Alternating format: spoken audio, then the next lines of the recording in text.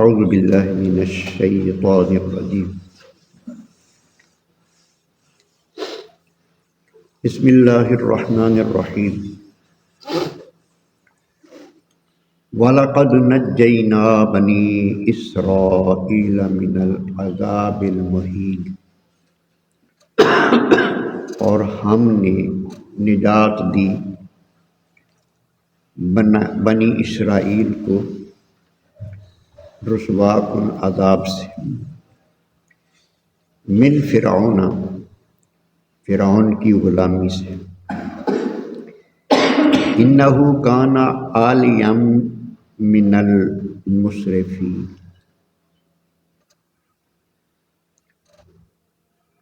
بے شک وہ بڑا متکبر اور حد سے بڑھنے والا تھا۔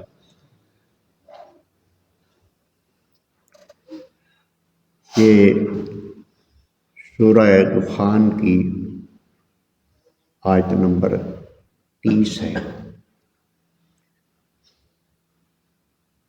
روزانہ بتایا جاتا ہے کہ یہ 25واں پارہ ہے۔ اللہ تبارک و تعالیٰ اس آیہ کریمہ میں یہ ارشاد فرما رہے ہیں کہ ہم نے بنی اسرائیل کو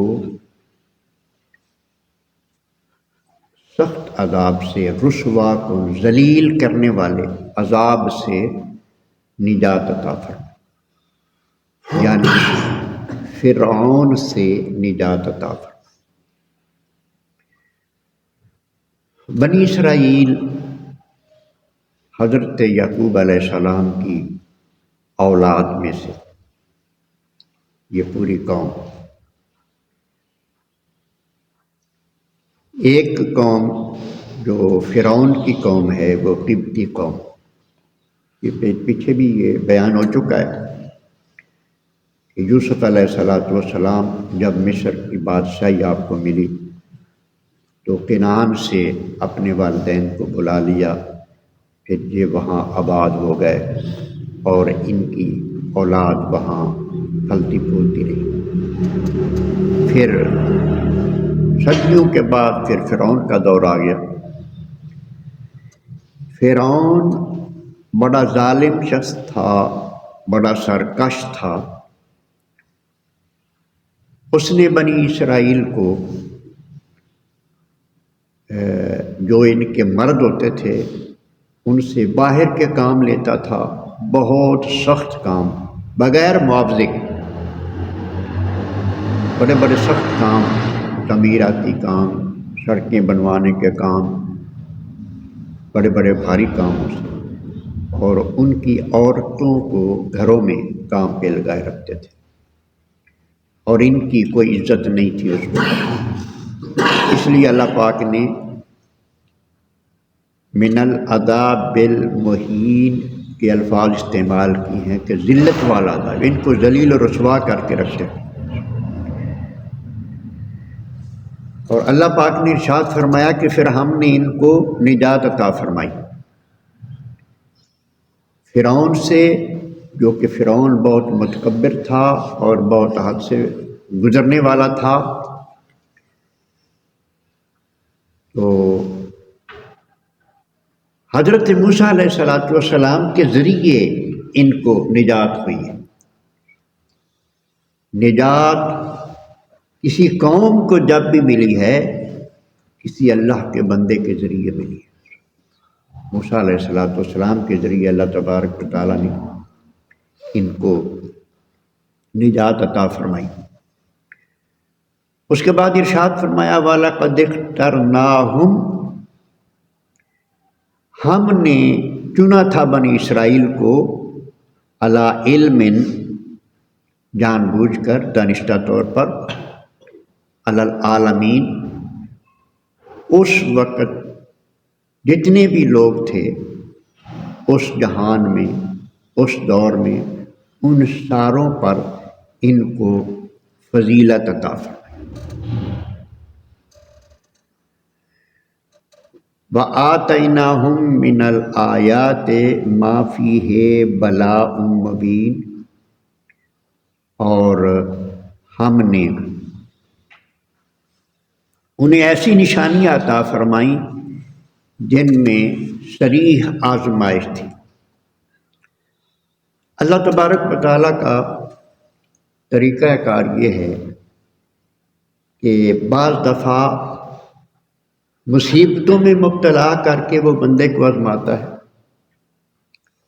اور بعض دفعہ خوشحالی کے ذریعے بندے کو خوشحال کر کے بڑی بڑی نعمتیں اس کو عطا کر کے اللہ تبارک و تعالیٰ اس کو آزماتا ہے۔ پہلے ان کے یعنی فرعون کی غلامی میں وہ رہے، یہ ان کے لیے بڑی آزمائش تھی۔ وَإِذْ نَجَّيْنَاكُم مِّنْ آلِ فِرْعَوْنَ يَسُومُونَكُمْ سُوءَ الْعَذَابِ۔ اللہ فرما رہا ہے کہ یاد کرو جب ہم نے تمہیں نجات دی فرعون سے اور فرعون والوں سے، تو ان کی ذلت سے تمہیں نجات عطا فرمائی۔ وہ کیا کرتے تھے؟ یذبحون ابناءکم ویستحیون نساءکم، وہ تمہارے بیٹوں کو ذبح کرتے تھے اور تمہاری بچیوں کو زندہ رکھتے تھے۔ فی ذالکم بلاء من ربکم عظیم، اور اس میں بھی تمہارے لیے بہت بڑی آزمائش تھی۔ پھر اللہ تبارک و تعالیٰ نے نعمتوں کے ذریعے بھی ان کو آزمائش میں مبتلا کیا۔ اللہ تبارک و تعالیٰ نے ان کے سامنے ان کے دشمن کو غرق کیا۔ اللہ تبارک و تعالیٰ نے جب وادی طی میں انہوں نے پڑاؤ کیا، حضرت موسیٰ علیہ السلام ان کو ہجرت کروا کے لے گئے، اور اس دریا عبور کرنے کے بعد وادی طی، اب یہ وطن مصر جو ہے نا چھوڑا، تو جنگل بیابان میں ڈیرا لگایا۔ جو لاکھوں کی تعداد میں یہ لوگ تھے، وہاں کھانے پینے کا بندوبست نہیں تھا، تو اللہ پاک نے آسمان سے روزانہ کھانا اتارنا شروع کر دیا، من و سلویٰ کی صورت میں۔ درخت نہیں تھے، چٹیل میدان تھا۔ وَظَلَّلْنَا عَلَيْكُمُ الْغَمَامَ وَأَنزَلْنَا عَلَيْكُمُ الْمَنَّ وَالسَّلْوَىٰ۔ اللہ پاک نے ارشاد فرمایا ہم نے بادلوں کا سایہ ان پر کر دیا، یعنی سخت دھوپ کے وقت بادل آ جاتے اور ان پر سایہ ہو جاتا، ان کے کھانے پینے کا بندوبست اللہ تبارک و تعالیٰ فرما دیتا۔ اب اللہ تبارک و تعالیٰ نے یہ نعمتیں بھی ان کو عطا فرمائی، آزادی کی نعمت بھی ان کو عطا فرمائی ہے۔ تو یہ دونوں طرح کی آزمائشیں تھیں بنی اسرائیل کے لیے، اور یہ جو اللہ تبارک و تعالیٰ نے ارشاد فرمایا ہے کہ ہم نے جہان والوں پر بنی اسرائیل کو فضیلت عطا فرمائی۔ بنی اسرائیل کی فضیلت اس لیے تھی کہ وہ انبیاء کی اولاد تھی۔ نبی کی جو اولاد ہوتی ہے اس کو فضیلت ہوتی ہے دوسرے لوگوں کی نسبت، اور یہاں العالمین کا لفظ استعمال ہوا ہے۔ عالمین سے مراد دونوں جہان یہاں نہیں ہے۔ اس دور کے جو لوگ تھے، بنی اسرائیل بھی تھے اور دوسری قوم بھی تھی جیسے قبطی تھی، تو ان قوموں پر بنی اسرائیل کو یہ فضیلت حاصل تھی کہ یہ انبیاء کی اولاد ہے۔ نبیوں کی اولاد جب تک صراط مستقیم پر رہے تو یہ سب سے بڑی فضیلت والے ہوتے ہیں۔ جب یہ اپنے آباء و اجداد کا راستہ چھوڑ جائیں تو پھر ان کی فضیلت بھی ختم ہو جاتی ہے۔ جس طرح کنعان حضرت نوح علیہ السلام کا بیٹا ڈوب گیا نا، اللہ پاک نے عذاب میں مبتلا کر دیا۔ پھر نوح علیہ السلام نے سوال کیا کہ مولا کریم، تو نے تو ارشاد فرمایا تھا کہ تیرے گھر والوں کو بچا لوں گا، یہ تیرے اہل کو بچا لوں گا، تو یہ بیٹا بھی تھا، اہل ہی تھا میرا، یہ ڈوب گیا، اس کی کیا حکمت ہے؟ اللہ پاک نے ارشاد فرمایا انہو لیس من اہلک انہو عمل غیر صالح، یہ تیرے اہل میں سے نہیں تھا، نکال دیا تھا تیرے اہل سے، کیونکہ اس کے عمل غیر صالح ہو گئے تھے۔ لہذا سادات ہیں، ہمارے آقا علیہ الصلوۃ والسلام کی اولاد ہے، یقیناً وہ فضیلت والی نسل ہے۔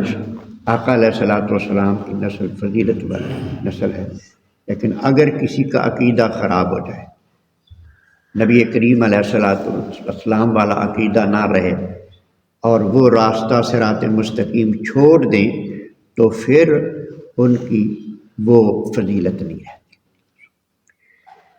اللہ تبارک و تعالی جو نعمتیں عطا فرماتا ہے بنی اسرائیل کو بھی اللہ نے یہ ارشاد فرمایا کہ تم یاد کرو کہ تمہیں کیا کیا نعمتیں عطا فرمائی۔ تمہیں